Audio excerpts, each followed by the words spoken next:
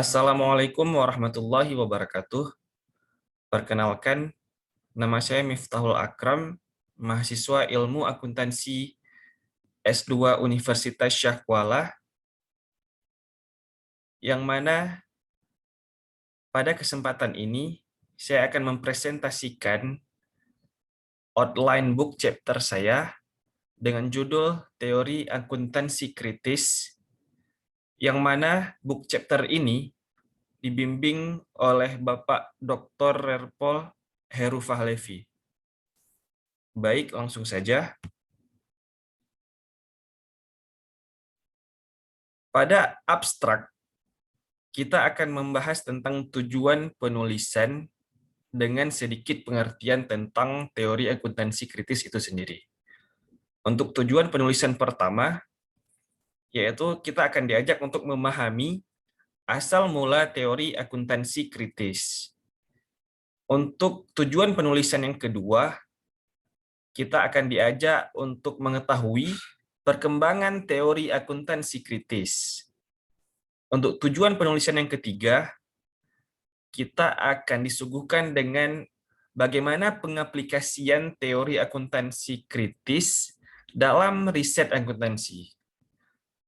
Pada abstrak ini kita juga akan dijelaskan tentang sedikit pemahaman tentang teori akuntansi kritis, seperti secara garis besar, teori akuntansi kritis ini mengkritik bagaimana peran akuntansi di dalam masyarakat.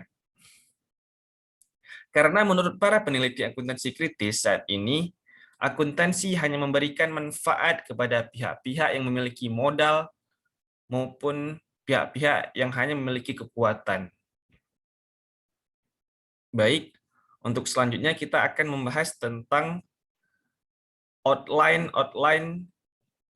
yang akan kita sajikan pada book chapter nantinya. Untuk outline yang pertama, kita akan membahas tentang asal mula teori akuntansi kritis. Poin ini akan menjelaskan tentang sejarah lahirnya teori akuntansi kritis. Di sini kita akan dijelaskan bagaimana teori akuntansi kritis mendapatkan penerimaan yang lebih luas di antara para sarjana dalam upaya mereka untuk mengatasi konflik.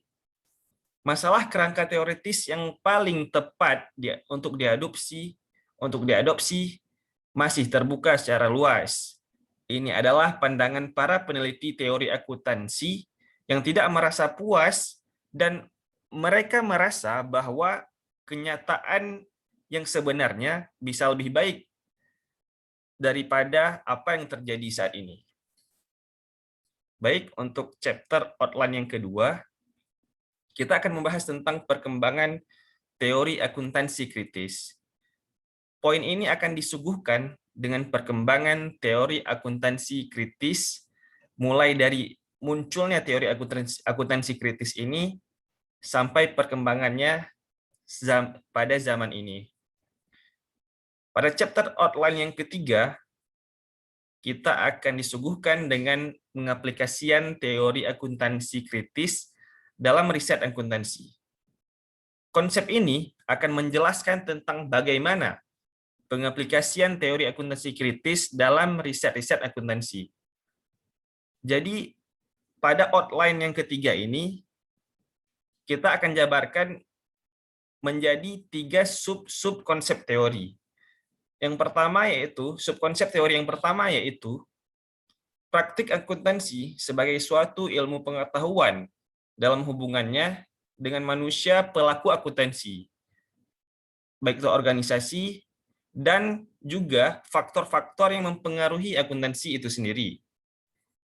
Subkonsep teori yang kedua yaitu kita akan membahas tentang faktor-faktor yang mempengaruhi akuntansi itu sendiri. Misalnya, keadaan ekonomi, politik, sosial, budaya, norma-norma, dan segala peraturan yang ada baik pemerintah maupun organisasi profesi akuntan.